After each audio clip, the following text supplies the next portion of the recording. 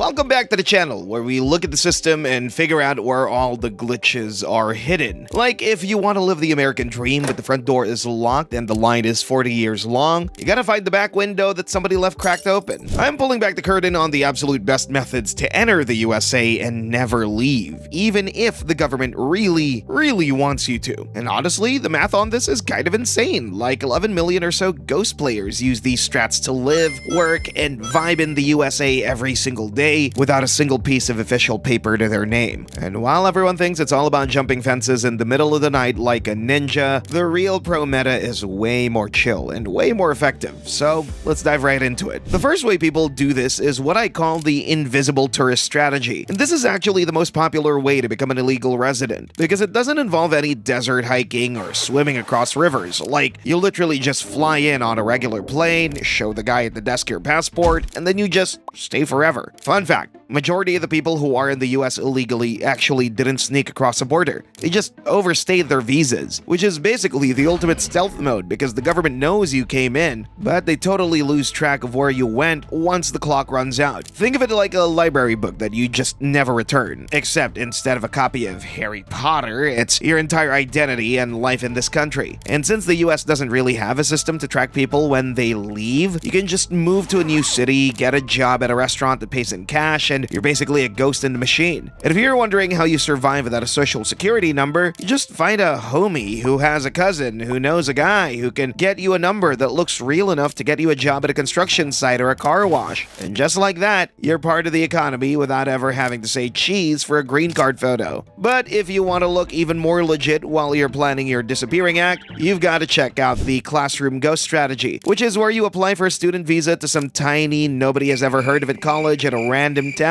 These places are basically visa mills that care way more about your tuition check than your actual grades. So you get your official paperwork, you fly in looking like a wide-eyed student ready to study history, and you might even show up to the first week of classes just to keep the devs from banning your account early. But once you've got that student ID in your wallet, you just stop going to class and move to a completely different state to start working. It's a genius glitch because as long as the school doesn't report you to the government, your status looks active in the system for months or even years while you're out there grinding and saving up cash. Just make sure you pay them student fees on time, yeah? Some of these schools are so disorganized that they won't even notice you're gone until the semester is over, and by then, you've already found a homie with a spare room in the city 3,000 miles away. And honestly, it's way less suspicious than coming in as a tourist because the government thinks you're here to contribute to the future or whatever, so they don't watch you as closely during your first few months. While these two methods are definitely the most chill ways to start your life as a ghost, some people want a more permanent fix that feels a bit more official, which brings us to the rom-com glitch, also known as a fake marriage. And this is where you find a US citizen who's either really nice or really broke, and you pay them a big bag of cash to pretend that they're head over heels in love with you. We're talking $15,000 to $30,000 depending on how good of an actor they are. And I've heard stories from people who had to create entire fake lives just for the interview, like they have to know what kind of toothbrush their spouse uses and what side of the bed they sleep on. And they take hundreds of photos at parks and restaurants wearing different clothes so it looks like they've been dating for years. You can see clips on TikTok of people joking about their green card wedding. For the government, it's a massive game of spot the lie. But if you get caught, you're looking at a 5-year prison sentence and a $250,000 fine, which is a pretty big game over screen. So you have to be really committed to the bit, and most people who do this actually live together for a while just to make sure that the neighbors don't get suspicious and call the feds on them. Because if the immigration officer shows up at 6 a.m. and only one of you is home, and there's no clothes in the closet for the other person, you're basically cooked. If the fake marriage sounds like too much acting, there's a much more biological way to lock in your spot in the USA, which people call birth tourism. And this is where a pregnant mom flies into the US on a tourist visa right before she's due and gives birth on American soil, and thanks to the 14th Amendment, that baby is instantly a US citizen with all the perks. It's a sweet anchor strategy because even though the parents might still be illegal, they now have a child who's a full-blown American, and while it doesn't give the parents a green card right away, it makes it way harder for the government to kick them out because they don't want to separate a citizen from their family. Loophole gamed. You see these maternity hotels in places like Southern California or Florida, where wealthy people from other countries pay $50,000 or more to have a luxury stay while they wait for the spawn point to activate. It is completely legal to come here to have a baby as long as you don't lie to the visa officer about it, but most people keep it on the low so they don't get questioned. And once that baby gets their passport, the whole family has a permanent tie to the country, one that's almost impossible to break. And like, it's a 21-year-long game because once the kid turns 21, they can officially sponsor their parents for a legal green card, which is the slowest speedrun ever, but is a guaranteed win if you can just wait out the clock. Now, if you don't have $50,000 for a luxury birth hotel, you might have to look at the asylum loophole, which is basically the infinite loading screen of the immigration world. And this is how thousands of people are staying in the US right now without actually having a visa. You show up at the border or an airport and you tell the officer that you're afraid to go back to your home country because it's too dangerous. And because of the way the laws are written, the US has to give you a court date to prove your story. The crazy part is that the court system is so backed up with millions of these cases that your court date might be 5 or 6 years away. So the government just lets you into the country with a work permit while you wait, and you can just live your life, get a driver's license, and start a career while your case sits in a giant pile of paperwork. And even if the judge eventually says no to your asylum request, you can just appeal the decision and buy yourself another 3 or 4 years of time. It's like a legal glitch where the system is too slow to actually catch up to you. And by the time they finally get around to your name, you might actually have married a citizen or found another way to stay. And for most people, managing the situation like this is better than staying in a place where they feel unsafe, even if they have to live with the constant lag of the legal system hanging over their heads and have the daily uncertainty of when that court notice could be sent to them at any time. But let's say you can't get a visa at all, like you're on a no-fly list or you're from a country that the US doesn't like, so you have to go old school and try the good old border jump, which is a classic Minecraft IRL strat where you find a gap in the fence or a tunnel under the wall. And this is where the movie Infamous Coyotes come in. They're basically your professional guides who charge anywhere from $5,000 to $15,000 to get you across the desert, and it is honestly one of the most dangerous things you can do because the desert doesn't care about your dreams, and Border Patrol has drones and heat-sensing cameras that can see you from miles away. But these days, the strategies have kept up with or even advanced past these improved security measures. I remember reading an article about these high-tech tunnels in San Diego that had electricity and rail tracks. Like, they were literally underground subways for illegal entry, and people would just pop up at a warehouse on the US side and walk out the front door like they were just finishing a shift at work. And if you have cash, you could even get VIP treatment where they just drive you across at a hidden compartment of a truck. But if you're broke, you're walking for days through the sand and hoping you don't run into a rattlesnake or a guy with a badge. Most of the time, the we in this situation, as in the American public, thinks that the wall is this giant unbreakable thing, but if you look at the news clips, people are literally climbing over it with $5 ladders that they bought at a hardware store, which makes you realize that $1 billion wall is only as good as the guy watching the camera. If the desert sounds too hot, there's always the Amazon Prime method, which is where you pay a smuggling ring to hide you inside a shipping container on a massive boat or a semi-truck. And this is the hardcore mode of illegal entry because you're stuck in a metal box for days or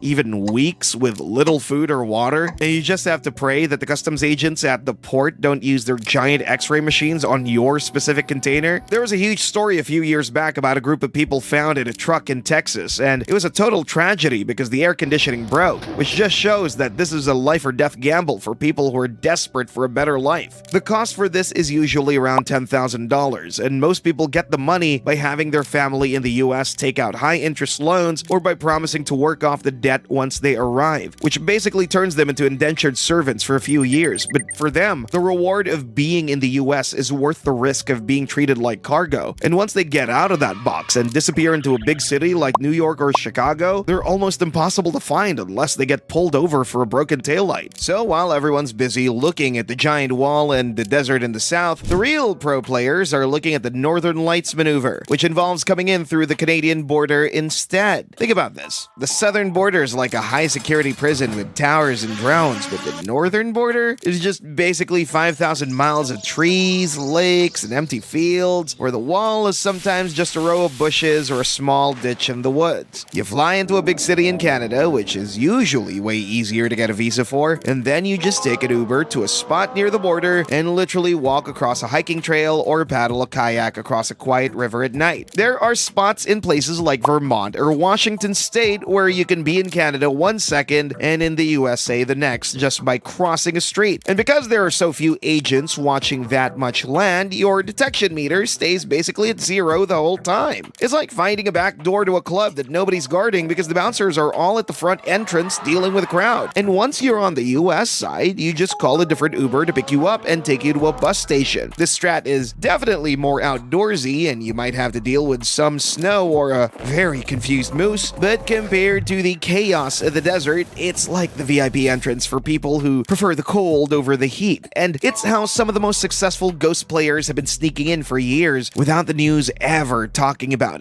Oh, but now I'm talking about it on YouTube. Anyways, while those methods are all about getting in, permanently staying is a whole different game that requires you to master the document shuffle. This is how you get a job at a house when you don't officially exist, and the most common way to do this is by using a C7 work permit or a stolen identity, which sounds super shady or villainous, but is usually just people using a social security number from someone who passed away or someone who isn't using theirs, and they use it to pay taxes and get a paycheck. It's such a weird irony that millions of illegal immigrants are actually paying billions of dollars into Social Security every year. Money they'll never ever get back, just so they can keep their jobs and stay under the radar. And they become essential workers that the whole country relies on for food and construction, while the politicians on TV talk about them like they're a threat, which the situation is more like give credit where it's due if you think about it. Most of these people live in sanctuary cities where the local police aren't allowed to help the immigration agents. So as long as you don't commit a serious crime, you can basically live a normal life, go to church, send your kids to school, and even start your own business using an ITIN number, which is a tax ID the government gives out to people even without legal status, because the government loves your money more than they hate your illegal entry. Now you see why I pointed out that inconsistency in calling them dangerous. If you're looking for a high charisma build to stay legally, you might try the U visa glitch, which is a very specific rule where if you're a victim of a crime in the US and you help the police catch the bad guy, the government will give you a legal visa as a thank you for your help. And this has led to some crazy stories where people actually look for dangerous situations just so they can get lucky enough to be a victim and get their papers. It sounds wild, but if you get mugged or witness a serious crime and you call the cops and tell them everything, you can apply for this visa, and after a few years, it turns into a permanent green card. And yes, many of the 11 million have done or at least attempted to complete this side quest for a shot to get the legendary item at the end. Although I definitely wouldn't recommend getting shot just for a passport, unless the legendary item for them is, their own end.